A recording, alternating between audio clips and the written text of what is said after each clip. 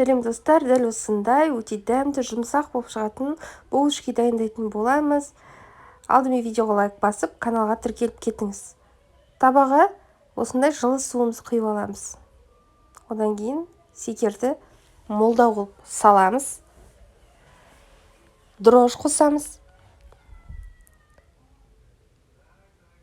Жылы сүт қосамыз.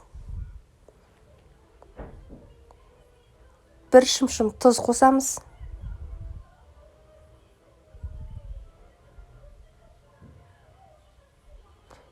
Бәрін араластырамыз. Және шемешкі май қосамыз. Және бір жұмыртқа қосамыз. Мен жұмыртқаны қосқанымды видеоға түсірмегенмін. Осылайша ұнды қосып, алдымен қасықпен араластыра отырып, артынан ұны көбейгеннен кейін уже қолмен иледім.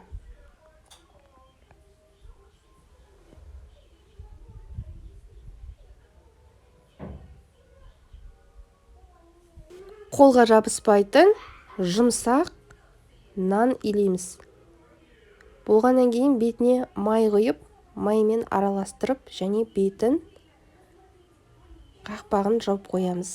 Жылы жерге қоямыз. Мінекей біздің нанымыз көтерілді. Өте күшті болып, керемет болып көтерілді. Түсі де сарғыш, өздеріңіз көріп тұрғандай. Осыны осылайша біріктіріп аламыз да, жұмыс жасайтын стөлімізге түсіріп аламыз. Осылай қолымызға икемдеп аламыз. Менде весы бар, сол весыға барлығын бірдей өлшеммен жасайтын боламын. Мен 60 қылып алып жатырмын. Мінекей барлығын дөңгелектеп дайындап алдық.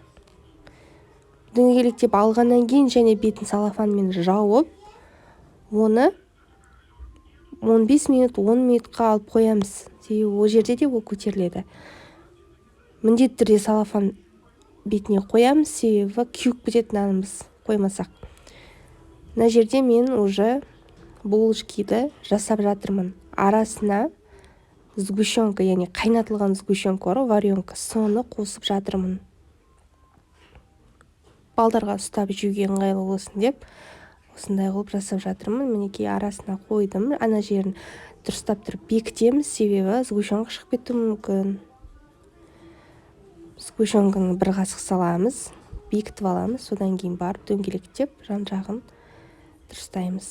Табамызға арасына кішкене орын қалдыра отырып қойып шығамыз, және бетіне жұмыртқаның сарысын жақсылап жағамыз, молдау қылып.